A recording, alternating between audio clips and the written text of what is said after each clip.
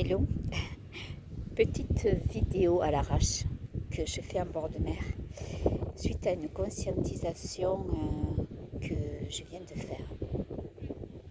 Alors on parle souvent des 5 blessures de Lise Bourbeau et c'est vrai qu'il est important de conscientiser celles qui vous animent le plus. Et je me suis aperçue qu'il y en avait deux différentes, côté homme, côté femme.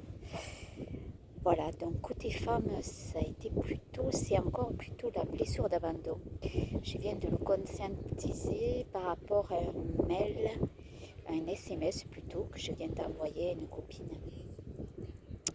Voilà, et j'ai pris conscience qu'en fait,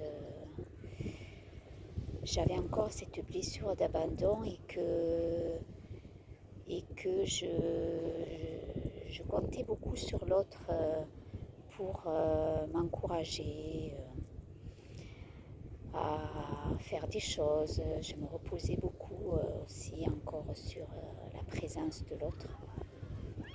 Et voilà, et c'est très certainement venu de la petite enfance où j'ai eu l'impression que ma mère pouvait m'abandonner alors qu'en fait elle était tout simplement occupée par mes deux autres sœurs à s'occuper d'elle et je me suis sentie alors sans doute beaucoup moins encouragée, soutenue, reconnue dans ma valeur, dans mon individualité. Voilà. Et donc par rapport aux hommes, ça a été plus la blessure de trahison.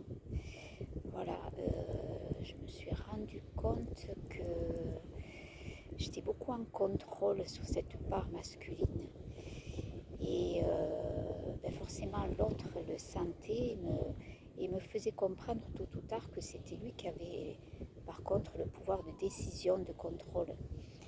Et ça s'est souvent manifesté par une coupure brutale de la relation, qu'elle soit amicale ou je pense voilà, à la garde d'un petit chien que j'avais et dont le maître m'a retiré la garde de façon assez abrupte, mais en me faisant remarquer que c'était lui qui décidait. Voilà, donc ces blessures-là, c'est important de les conscientiser, de voir qu'elles peuvent se diversifier, être doubles, quoi, hein, selon les polarités. Et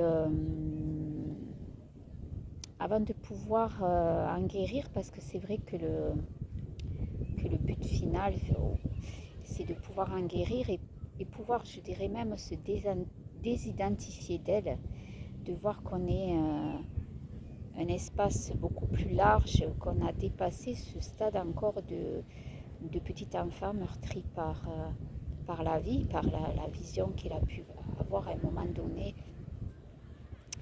de la vie de ses parents. Voilà, mais en fait, on ne peut pas monter une marche, on ne peut pas passer du premier étage au troisième sans avoir monté déjà la première puis la seconde marche. Voilà, c'était mon petit partage du jour.